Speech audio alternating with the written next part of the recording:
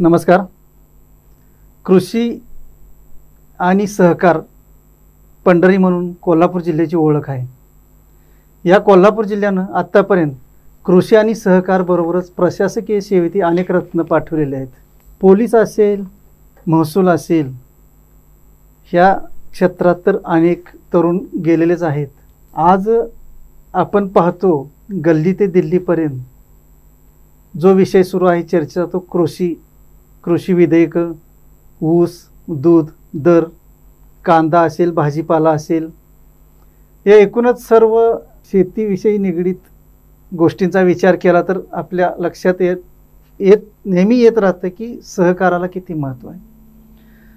कोल्हापूर जिल्ह्यात नरके कुटुंब असेल, कोरे कुटुंब असेल, मंडलिक कुटुंब असेल, अशा अनेक कुटुंबाची नाव घेता येतील की त्यांनी सहकारात भक्कम स्थान निर्माण केलं, सहकाराचा विकास केला आणि सहकाराबरोबर गावोगावच्या शेतकऱ्यांचा विकास केला. गोकुळ दूध संघ असेल, यावर विविध कारखाने असतील, या माध्यमातून शेतकऱ्यांचा चांगला विकास झाला. आज आपण मराठींच्या स्टुडिओमध्ये एक असं व्यक्तिमत्व बोलवलेलं आहे की या सहकार पंढरीतून उच्च विद्या विभूषित क्षेत्रात जाऊन एका परदेशातल्या देशाचे वाणिज्य सल्लागार म्हणून ते काम पाहतात. ही व्यक्ती काही दूरची कोण नाही तर आपल्या कोल्हापूरचीच आहे. ज्यांची पिढी सहकारात गेली, ज्यांच्या 2-3 पिढ्या सहकारात गेल्या, अशा कुटुंबातील आहे DC नरकेंचे नातू आणि दूध क्षेत्रात धवल क्रांती करणारे म्हणून ज्यांची ओळख आहे असे अरुण नरके यांचे चिरंजीव चेतन. नमस्कार सर, आपलं स्वागत आहे आमच्या मराठींच्या स्टुडिओमध्ये.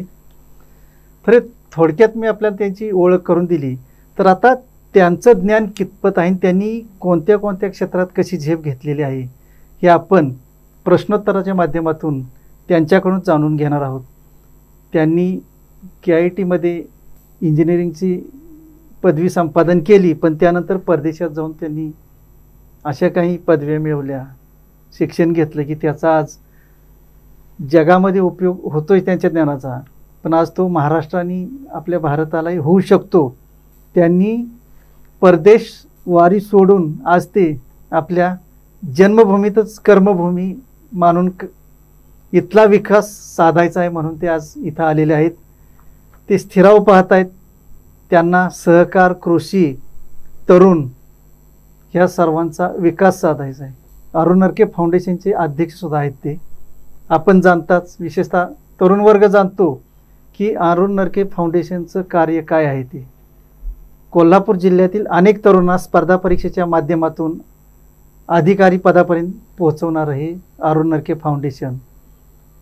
तर मी आपल्याला पहिलं सुरुवात करतो की तुमचं शिक्षण प्राथमिक पासून आजपर्यंत याचे थोडक्यात जरा टप्पे सांगा. पहिल्यांदा सर, तुम्ही मला इथं बोलवलं त्याबद्दल पहिल्यांदा मी आभार तुमचं मानतो. तुम्ही कोल्हापूरच्या आणि माझ्या फॅमिलीची देखील ओळख करून दिली. थोडीशी माझ्याबद्दल माहिती तुम्हाला देतो. मी अरुण नरके साहेबांचा लहान मुलगा, संदीपचा लहान भाऊ चेतन अरुण नरके. माझ्या शिक्षणाच्या बाबतीत बोलायचं तर मी KIT प्रोडक्शन इंजिनिअरिंग केलं कोल्हापूरमधून. त्याच्यानंतर 1999 साली माझ्या आईंचं निधन झाल्यानंतर त्यांच्या इच्छेप्रमाणे त्यांची इच्छा खूप होती की मी जाऊन बाहेर शिकावं आणि मराठी मुलगा बाहेर शिकणं, वडिलांचे पैसे न घेता शिकणं, हे तिच्यासाठी खूप महत्त्वाचं होतं. तिची इच्छा पूर्ण करण्यासाठी मी 1999 साली तिच्या निधनानंतर मी घर सोडलं. ते 20 वर्षानंतर मी आता इकडं परत आलो. तर माझं शिक्षण KIT प्रोडक्शन इंजिनिअरिंगमधून झालं. त्यानंतर माझ्या 3 पोस्ट ग्रॅज्युएशन डिग्रीज मी कंप्लीट केलेत. माझं MS कम्प्युटर सायन्स IIT शिकागोमधून झालं आहे. माझं MBA युनिव्हर्सिटी ऑफ रॉचेस्टर न्यूयॉर्कमधून झालं आहे आणि एक्झिक्युटिव्ह MBA माझं लंडन बिझनेस स्कूलमधून झालं आहे. त्याच्यानंतर मी जवळपास 13 वर्ष अमेरिकेमध्ये माझं वास्तव्य होतं. त्याच्यामध्ये मी मार्स इनकॉर्पोरेशन, म्हणजे तुम्ही ब्रँड्स ऐकले असतील, कन्फेक्शनरी म्हणजे चॉकलेट फील्डमध्ये M&M's असतील, स्निकर्स असतील, तुम्ही ॲड बरं किंवा दोन्ही यांचे ॲड बघितले असतील, त्याच्यामागे पडद्यामागचा जो अर्थव्यवस्थेचा व्यवहार जो होता तो पूर्णपणे माझ्याकडे असायचा. त्याच्यानंतर पेट फूडमध्ये पेडिग्री, रॉयल कनिन, विस्कस, शिबा यासारखे ब्रँड्स. नंतर कंपनी रॅकेट बिंकीजर त्यांचे मेट जॉन्सन कंपनी अंडर ज्यावेळी मी काम करायचो त्यावेळी इन्फा लॅब, इन्फा मिल्क, डेटॉल, लायझॉल, स्ट्रेप्सिल्स यासारखे ग्लोबल ब्रँड्स मी लीड केलेले आहेत. तर 13 वर्ष मी मार्स या कंपनीला काम केल्यानंतर परत मी एशिया पॅसिफिकचा CFO म्हणजे फायनान्स डिरेक्टर किंवा चीफ फायनान्शियल ऑफिसर म्हणून आलो. त्यावेळी जवळपास माझ्याकडं 18हून जास्त देश होते. त्याच्यामध्ये एशियामध्ये स्पेसिफिकली चायना, त्याच्यानंतर पॅसिफिकमध्ये ऑस्ट्रेलिया, न्यूझीलंड, साऊथ ईस्ट एशियामध्ये Indonesia, Philippines, Malaysia, Cambodia, Lao, Myanmar ह्या सगळ्या साऊथ ईस्ट एशियामधल्या कंट्री होत्या. त्याच्यानंतर हाँगकाँग, Taiwan, Korea, India, Pakistan, Bangladesh या जवळपास 15 ते 20 देशांचं माझ्याकडं प्रतिनिधित्व होतं. आणि त्याच्यामध्ये मी पेट फूड म्हणजे पेडिग्री, रॉयल कॅनन हे सगळे पुण्यामधला जो प्लांट आहे, हैदराबादमधला जो प्लांट पेडिग्रीचा बसवला आहे तो माझ्या लिडरशिपखाली झालेला आहे. सो अशा बऱ्याच गोष्टी झाल्या आणि मला खरोखरच बरं वाटतं की ज्यावेळी इथून बाहेर पडलो त्यावेळी चेतन अरुण नरके हे नाव होतंच. फक्त 20 वर्ष काम केल्यानंतर एक चेतनची आयडेंटिटी मी स्वतःची तिथं निर्माण केली. कुठल्याही FMCG म्हणजे फास्ट मुव्हिंग कन्झ्युमर गुड्स कंपनीमध्ये कधी तुम्ही गेलात तर चेतन नरके हे नाव फायनान्स फील्डमध्ये सिंगापूर, मलेशिया, थायलंड या कुठेही देशामध्ये गेला तर हे नाव प्रचलित आहे. आणि खरोखरच खूप काम केलं आहे. त्याच्यामध्ये कधीही 16 तास तर रोज काम केलं. त्यामुळं कधीही अशी सवय नव्हती की कुणाचं नाव वापरलं. फक्त स्वतःचं ज्ञान होतं, स्वतःची जिद्द होती की एक मराठी मुलगा पुढे जाऊन काहीतरी करेल. कारण ज्यावेळी कॉम्पिटिशनला तिथं सर जायचो त्यावेळी किंवा जॉबमध्ये पण असायचं त्यावेळी ऑस्ट्रेलियाची लोकं असायची, न्यूझीलंडची लोकं असायची, युरोपची लोकं असायची, इंडियातली IIT लीगमधली मुलं असायची. तर त्यांना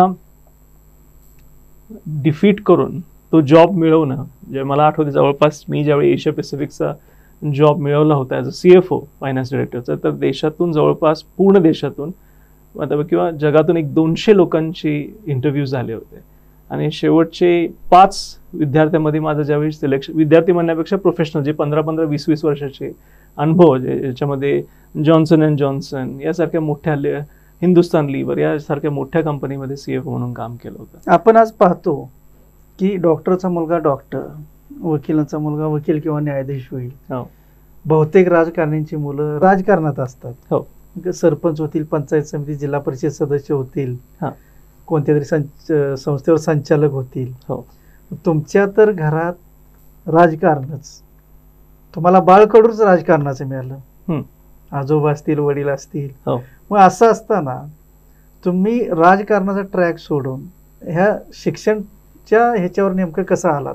त्याची जर तुम्ही आईचं कारण सांगितलं पण त्याच्यावर उपजत हुशारी तुमची शिक्षणात कशी आली? म्हणजे राजकारणाचा ट्रॅक सोडून तुम्ही शिक्षणात कसा आला हाच प्रश्न. सर हा खरोखरच उत्कृष्ट प्रश्न आहे तुमचा. कारण राजकारणाचा मुलगा राजकारण होणं सोपं असतं कारण लहानपणापासून त्याला त्याचे धडे मिळाले असतात. मला एवढाच फायदा झाला की एक तर आईचं कारण होतंच आणि दुसरं महत्त्वाचं म्हणजे मलाही असं वाटलं की बाहेर जाऊन काहीतरी वेगळं शिकावं. लहानपणापासून तशी आवड होती की बाबा काहीतरी नवीन शिकायला पाहिजे, नवीन करायला पाहिजे. त्यामुळं लोक चांगल्या पद्धतीनं आणि अगदी निस्वार्थीपणे सांभाळणं, लोकांची काळजी घेणं हे लहानपणापासून शिकलो होतो. पन्हाळा, गगनबावडा, राधानगरी हे सगळे जे शाहूवाडी हे सगळे जे भाग साहेबांची कर्मभूमी आमची आहे नरके फॅमिलीची. तर त्याच्यामध्ये लोकांची दररोज 100-200 लोकांची येणं जाणं, त्यामुळे लोकांना अगदी प्रेमानं घरी घेणं, त्यांचं करणं, त्यांची काय कामं असतील ती कुठलाही एक रुपया न घेता काम करून घेणं हे लहानपणापासून बघितलं होतं. तर या गोष्टी मी शिकलोच. त्यामुळं HR जो ह्युमन रिसोर्स म्हणतात तो लहानपणीच मला येत असल्यामुळं ज्यावेळी मला टेक्निकल नॉलेज माझं मिळालं त्यावेळी मला ह्या गोष्टी इतक्या सोप्या झाल्या की टेक्निकल नॉलेज आणि ह्युमन रिसोर्स लोकांना सांभाळणं, कंपनीला तुमच्या मागे ॲज अ लीडर म्हणून फॉलो करून तुमच्या मागे येणं, ह्या गोष्टी त्यांना 30-30 वर्ष झाल्या होत्या. हे मला पहिल्याच दिवशीपासून येत होतं.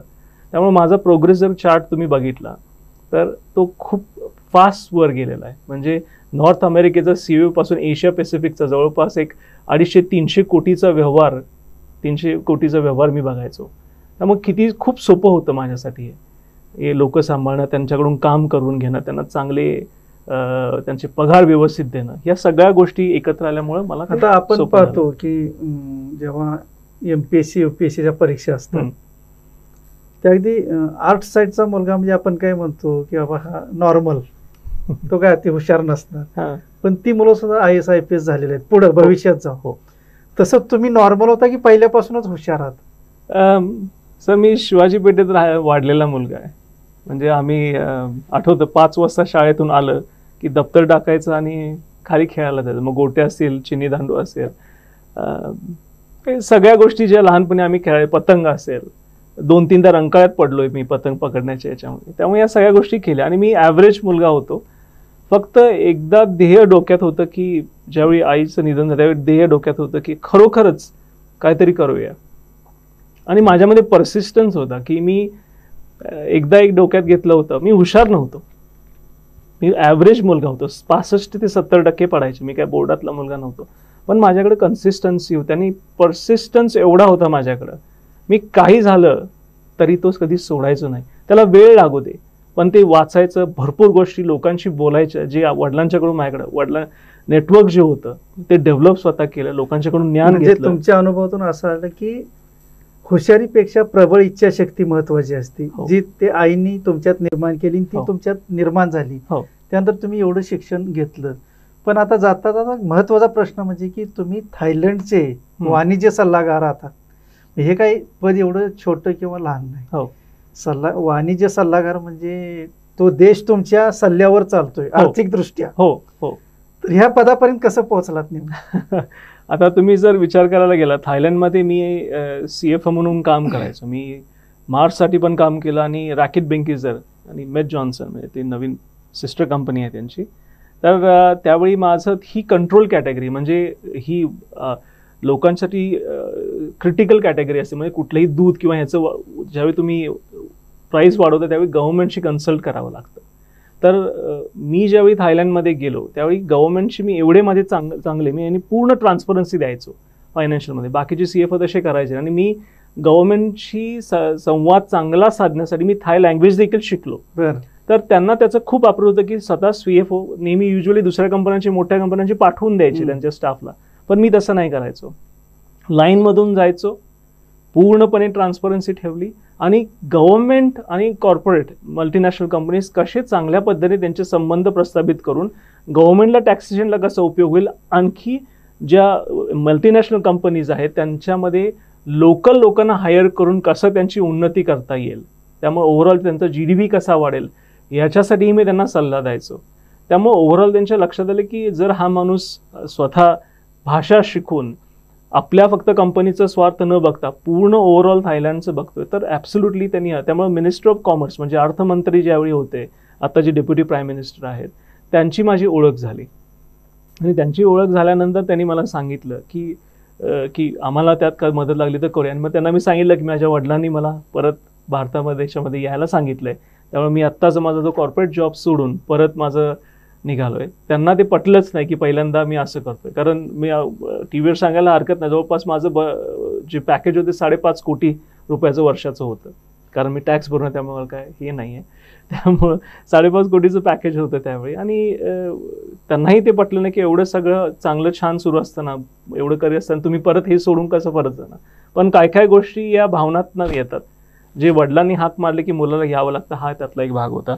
आणि त्यावेळी त्यांना लक्षात आलं की जर असा माणूस जर आपल्याला मिळाला, थायलंड आणि भारत देशामधला जर ट्रेड, जो बायलॅटरल ट्रेड त्यांना खूप इम्प्रूव्ह करायचं होतं. आत्ता जर बघितलं तर $12.5 बिलियन म्हणजे 750,000 कोटीचा तुमचा टर्नओव्हर आहे दोन्ही देशामधला.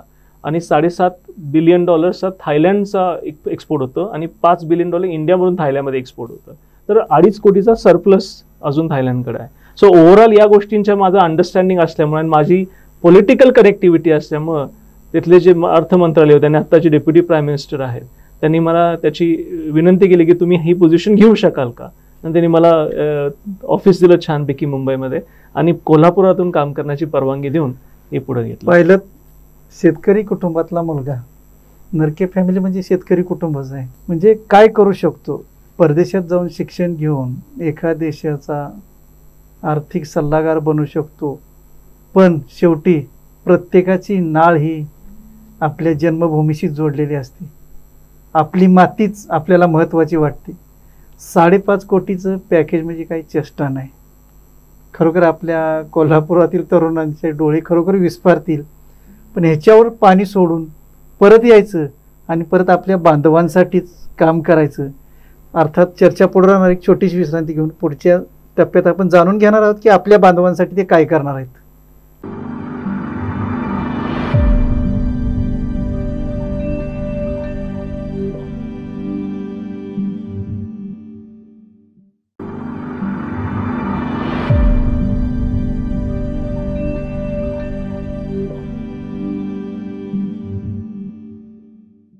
नमस्कार, आपण चर्चेत सहभागी आहात आणि उत्सुकतेनं ऐकत आहात की कोल्हापूरच्या तरुणाची उत्तुंग भरारी. आत्तापर्यंत आपण मराठ्यांच्या माध्यमातून अनेक मुलाखती ऐकल्या, पण आज आपण असं एक रत्न शोधून काढले की खरोखर कोल्हापूर आणि एका नावाजलेल्या कुटुंबातील असून सुद्धा चेतन हे काय आहेत हे अजून सर्व कोल्हापूरकरांना माहीत नाही. पण आम्ही आज गोव्यापासून पश्चिम मुंबईपर्यंत सर्वांनाच माहिती करून देतोय की चेतन यांची कामगिरी. तर तुमच्या एकूण आर्थिक अभ्यासानुसार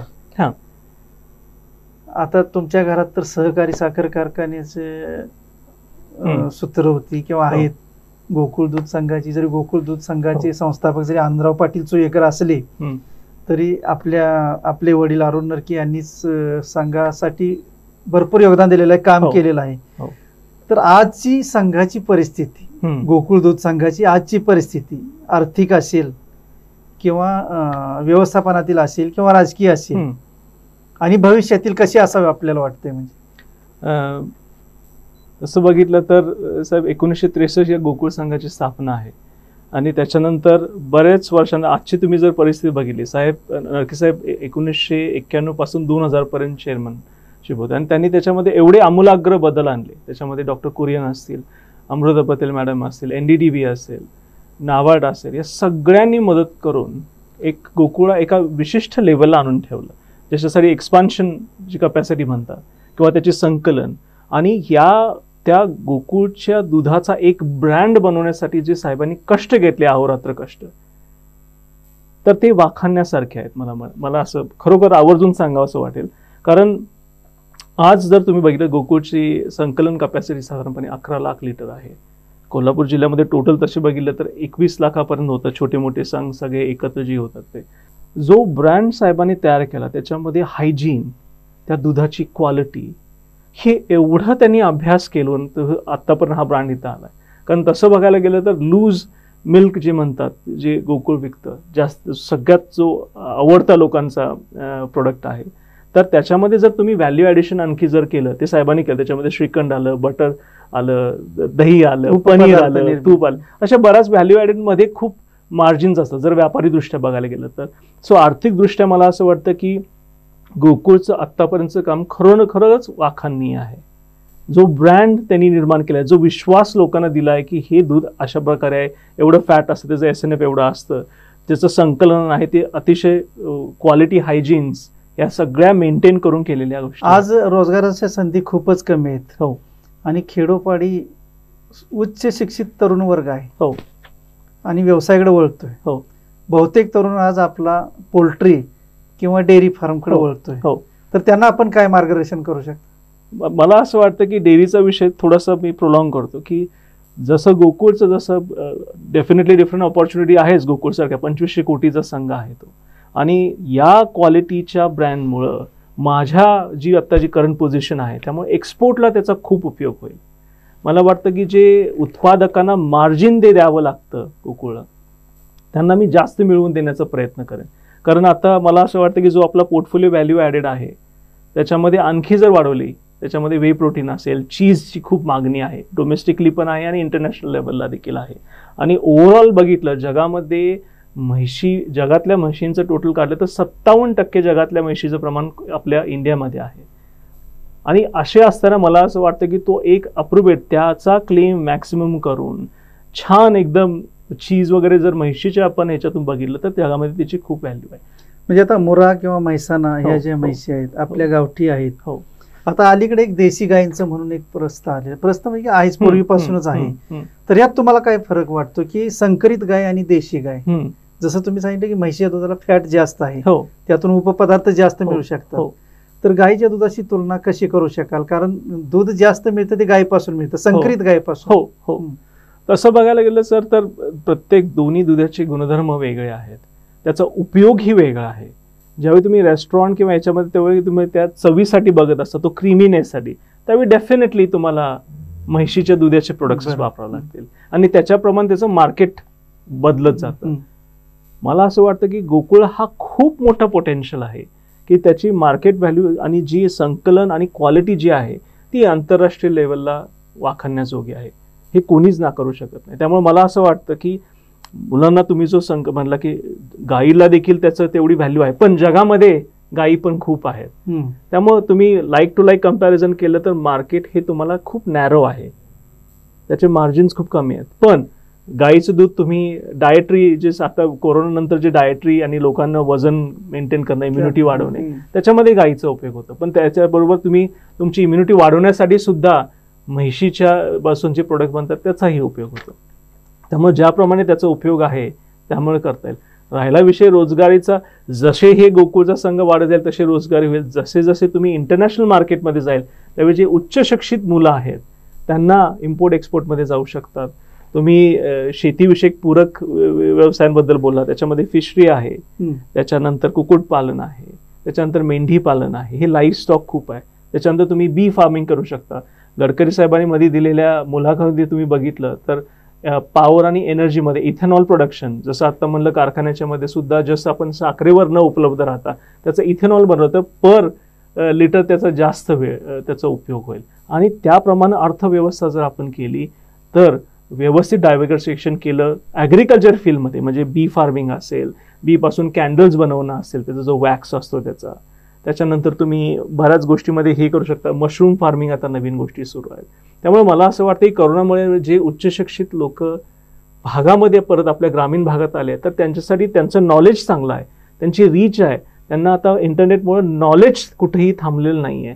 त्यामुळे त्याचा वापर करून आणि ग्रामीण भागातली आपली जी जमीन आहे याचा वापर करून आणि माझ्यासारख्या लोकांचा जर मार्केटिंग आणि कंपनी जोडींसाठी जर करून घेतला, मी जो मधला दुवा बनलोय दोन देशामधला, तसा दुवा मी आपल्या तरुण मार्गामधला रोजगारासाठी असेल, बिझनेससाठी असेल, तर मार्केटिंगसाठी होऊ शकतो. भांडवलाचा सुद्धा प्रश्न आहे. हो हो. मी सुशिक्षित बेरोजगार म्हणून जर कर्ज काढे असेल तर अर्थात बँकाच देतात, हो, जरी शासकीय यंत्रणेकडून मंजूर होत असते.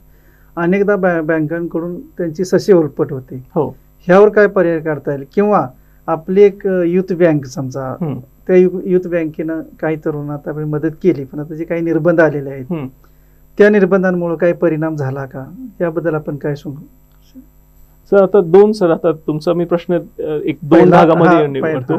पहिला जो भाग आहे तो त्याच्यामध्ये जर मुलांच्या चांगल्या कल्पना असतील, आयडियाज असतील, तर त्याच्यामध्ये पुण्याचे, मुंबईचे, गुजरातचे बरेच इन्व्हेस्टर माझ्या कॉन्टॅक्टमध्ये असतात की त्यांना पैसे इन्व्हेस्ट करायचे असतात.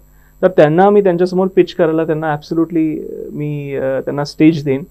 आणि कोल्हापूरमध्ये देखील मी असं बघतो की बरेचदा युजली स्टार्टअप फर्म्स असतात, त्यावेळी ज्यावेळी मला वेळ असतो तिथे जाऊन मी ऐकतो, कारण मी स्वतः इन्व्हेस्टर म्हणून काम करतो कधी कधी, किंवा मी माझे जे US किंवा युरोपियनमधले फ्रेंड सर्कल आहे किंवा प्रोफेशनल फ्रेंड सर्कल जे आहे त्यांच्या थ्रू त्यांना स्टेज देऊ शकतो. त्यामुळं आपल्याकडे फक्त ट्रेडिशनल वे जो असतो घरातल्यांचे पैसे किंवा नातेवाईकांचे किंवा बँकेतल्या लोकांकडून कर्ज घेणं किंवा गव्हर्नमेंटचं, हे स्कीम तर आहेतच, पण मला असं वाटतं खरोखरच कल्पना छान असेल आणि त्याच्यामध्ये खूप कमर्शियलायझेशन आणि ज्याच्यामध्ये प्रॉफिट खूप असेल तर अशासाठी आपण इंटरनॅशनल लेवलला देखील फंड्स उपलब्ध करून देऊ शकतो.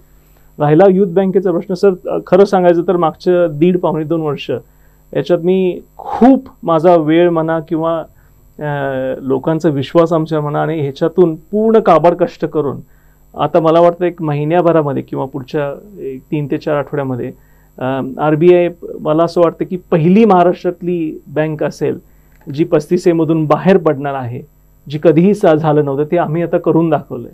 स्पेशली मी ही करून कारण माझ्यासाठी ही माझ्या आयुष्यात मी केलेली एक चांगली पोचपावती म्हणलं तरी चालेल की जवळपास 2 वर्ष कालावधीमध्ये त्याच्यामध्ये खासदारकीची इलेक्शन झाल्या, मग आमदारकीचे इलेक्शन झाल्या, सातबाराचे इश्यू झाले, त्याच्यानंतर मग महापूर आला, करोना आला, आणि एवढ्या सगळ्या गोष्टींचा अडथळा असताना सुद्धा एखाद्या बँक अडचणीत असलेली परत बाहेर काढून नॉर्मलला जवळपास 13% CRAR आणून नेटवर्थ पॉझिटिव्ह करून ही अशक्य गोष्ट होती. पण ती सर आता साहेबांच्या आशीर्वादाने, ज्या लोकांनी साहेबांच्यावर विश्वास ठेवला त्या ठेवीदारांना खरोखरच माझं आभार आहे. आणि मी हात जोडून सांगतो की तुम्ही जे आम्हाला इथं मदत केली आहे त्यामुळे ही आज बँक पूर्ववत होणार. जी बँक तुम्हाला 50-60 वर्ष जी सेवा देत होती ती परत सेवा आम्ही सुरू करण्याच्या ह्याच्यामध्ये आहोत. आणि खरोखरच माझ्यासाठी ही एक विजयी पताका म्हणले तरी चालेल माझ्या पर्सनल आयुष्यामध्ये, की कष्ट सगळेच करतात पण कधी कधी त्याचं यश मिळत नाही. पण नशिबानं, आईच्या आशीर्वादाने, देवाच्या आशीर्वाद, महालक्ष्मीच्या आशीर्वादानं मला हे यश मिळतंय महिन्याभरामध्ये. आणि परत एकदा ठेवीदारांना मी त्यांना खरोखर हात जोडून आभार मानतो की त्यांनी आमच्या मॅनेजमेंट टीमवर विश्वास ठेवला आणि ही बँक परत सुरू करण्यासाठी प्रयत्न, आणि असेच त्यांचं प्रेम आमच्यावर राहावं या माध्यमातून मी विनंती करतो. जे नवउद्योजक आहेत, जे येऊ इच्छितात, उद्योजक व्यापारमध्ये इच्छितात, त्यांना अर्थकारण किंवा भांडवल म्हणून बँकांकडून अत्यंत गरजेचं असतं. हो, ते तुम्ही या माध्यमातून मार्गदर्शन. आणि मुलांना देखील सर, आपण अरुण नरके फाउंडेशन थ्रू आतापर्यंत 4500हून जास्त विद्यार्थी आपले शासकीय सेवेमध्ये आहेत. त्या मुलांना देखील आम्ही आता हे म्हणजे स्पर्धा परीक्षेच्या माध्यमातून तुम्ही मदत करताय तरुणांना. हो. आता ह्याच अनुषंगाने जातात एक शेवटचा प्रश्न. हा सर. आपला शेतीप्रधान देश आणि ग्रामीण भाग जास्त आहे. हो. अर्थातच शेती आणि पर्यटन हा विषय एक जिव्हाळ्याचा अलीकडं बनलेला आहे. तर जसं आपण पोल्ट्री, फिशरीज किंवा डेअरी फार्म याच्याबद्दल तरुणांना मार्गदर्शन केलं, तर जाता शेतीमध्ये आधुनिकता कशी आणता येईल आणि पर्यटनासाठी तरुणांनी कसं प्रोत्साहित व्हावं यासाठी थोडक्यात मार्गदर्शन. शेवटचा प्रश्न. आता स्पेसिफिकली सर कोल्हापूर जिल्ह्याबाबतीत बोलतो. हो. आता जर टोटल बघितली तर आपल्या क्षेत्रफळ जे आपलं 7,700 चौरस किलोमीटर आपलं कोल्हापूरचं क्षेत्र आहे, त्यातलं 59% शेती, आपली जी जमीन आहे ती शेतीखाली आहे. जवळपास 18% त्यातला जो आहे भाग तो फॉरेस्टमध्ये जंगल आहे. मला असं वाटतं की खरोखरच आपल्याकडं रॉ मटेरियल सगळं आहे, तर फूड प्रोसेसिंग प्लांट्स आणि त्याचे मेडिसिनल हर्बल असतील, त्याच्यामध्ये केवडा असेल, यामध्ये बऱ्याच गोष्टी आहेत. त्यामुळे फूड प्रोसेसिंग युनिट, आणखी मध असेल आपलं चांगल्या क्वालिटीचं आहे, त्याचं मॅन्युफॅक्चरिंग आणि प्रोसेसिंग करून आपण इंटरनॅशनल लेवलला किंवा गुजरात किंवा डिफरंट स्टेटमध्ये विकू शकतो. आता साधं एक उदाहरण द्यायचं झालं तर तुम्ही साताऱ्यामध्ये सर बघितले तर प्रोसेसिंग युनिट खूप आहेत, पण त्याचा कच्चा माल कुठून येतो? तो सगळा सोलापूर किंवा अशा ठिकाणी होतो. मला खरोखरच असं वाटतं की कोल्हापूरमध्ये जो रॉ मटेरियल आहे, 59% जमीन आपली शेताखाली आहे, 18% जवळपास आपलं अभयारण्याखाली आहे, या सगळ्याचं रॉ मटेरियल जर एकत्र इथंच प्रोसेसिंग युनिट जर झाले तर चांगलं करता येईल. गडकरी साहेबांनी सांगितल्याप्रमाणे एनर्जी आणि पॉवर ह्याच्यामध्ये अल्टरनेट डायव्हर्सिफाईड स्ट्रॅटेजी ॲग्रिकल्चरमध्ये आली, ती खूप छान होईल. आपल्याकडे महिला बचत गट आहेत, त्यांचं सबलीकरण, ह्याच्यातून त्यांना लघु उद्योग शिकून चांगल्या क्वालिटीचे जर प्रोडक्ट्स केले ते विकता येईल. स्पेसिफिकली सर आर्टिक्राफ्ट, की आपल्याकडं जे, जसं मी थायलंडमध्ये आता अप्रोच केलं की एक गाव एक वस्तू, जसं आपल्या इथं विकेल ते पिकेल ज्याप्रमाणे आहे, तसं एक गाव एक वस्तू म्हणून पण त्यांनी बनवलेलं आहे. त्याच्यामध्ये प्रत्येक गावाची एक कलाकुसर त्या गावाची ती घ्यायची आणि ते गव्हर्नमेंटने सगळे एकत्र करून त्याचं छान मुंबईसारख्या पुण्यासारख्या मध्य वस्तीत असलेलं एखादं छान हे करायचं प्रदर्शन मॉल किंवा तो एक दुकानच करायचं, ज्याच्यामध्ये सगळ्या शेतकऱ्यांची जी बनवलेली आहेत प्रत्येक गावाचा एक आयटम घ्यायचा आणि तो तिथं ठेवायचा. आणि हेच मी थायलंडमध्ये ओटॉप या नावाखाली मी आता पूर्ण थायलंडची जी ओटॉप म्हणून जी संस्था आहे, जे सगळं शेतकऱ्यांचं घेते, त्याचा मी आता टायप गडकरी साहेबांच्याबरोबर बोलणे, माझी इच्छा आहे की त्यांच्याबरोबर एकत्र बसून मी हा विषय ओटॉप आणि भारताची जे खादी असेल किंवा हे असेल हे एकत्र जर केलं तर दोन्ही देशांचं पर्यटनासाठी काय करता येईल. पर्यटनामध्ये सर मी तुम्हाला सांगतो, थायलंड, मी हे अप्रोच आदित्यजी ठाकरेंची ऑलरेडी केलेलाच आहे पत्रारोपी. बेसिकली जर माझा जो मी डिटेल प्रोजेक्ट रिपोर्ट बनवला होता, जर थायलंड आणि महाराष्ट्र सरकार, डॉक्टर सावंत साहेबांशी मी बोलणार, जे माझे मित्र आहेत गोव्याचे CM, की आपण जर टुरिझम एकत्र केलं, तिकडचे टुरिझम इकडं आणले, तर साध्या आपल्या आजी ज्या चिंचेचे गोळे विकतात त्यापासून हॉटेल्स आणि लॉज आणि गाईड्स असेल त्यांना जवळपास मला वाटतं माझ्या रिपोर्टप्रमाणे 9 लाख रोजगार आपल्याला उपलब्ध करता येतील.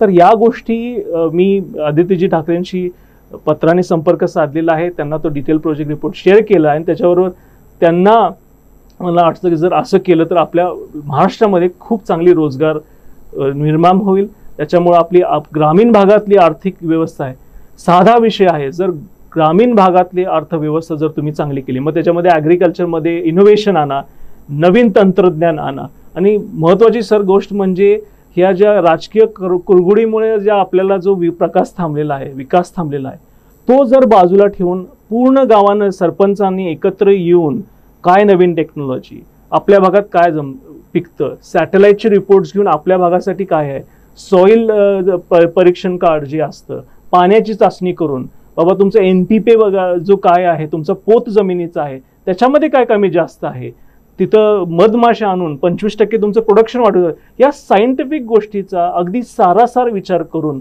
डिमांड आणि सप्लाय, इंटरनॅशनल एक्सपोर्ट आणि इम्पोर्ट, आपण ज्यावेळी ह्या सगळ्या गोष्टीचा विचार करून गडकरी साहेबांनी परत एकदा हा विषय सांगितला की बाबा आपल्याकडे 260 लाख टन आपलं राईस पडून आहे, पण आपण प्रोडक्शन करताना त्याचा विचार केला का?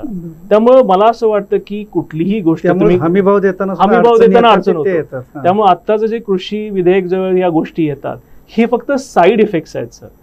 मेनली तुमचं प्रोडक्टिव्हिटी वाढवणे हा फंडामेंटल इश्यू आहे आणि त्या शेतकऱ्याला राईट चॅनल्स देऊन, राईट बाजारपेठ देऊन, राईट हमी भाव देऊन कसा आपल्या देशाला देखील फायदा झाला पाहिजे आणि त्या शेतकऱ्याला देखील फायदा पाहिजे याचं सगळ्यात महत्त्व इथं आहे असं मला वाटतं. खरं तर ही आज मॅरेथॉन मुलाखत झालेली आहे.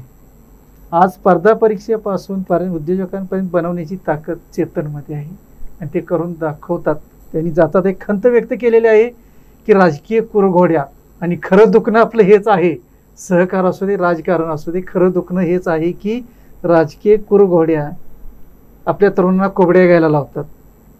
तर या कुरघोड्या कशा मोडून काढता येतील, तरुणांच्या कोबड्या कशा फेकून देता येतील आणि तरुणांना कसं पुढं आणता येईल हे आपण त्यांच्याकडून जाणून घेणार आहोत मराठ्यांच्या माध्यमातून.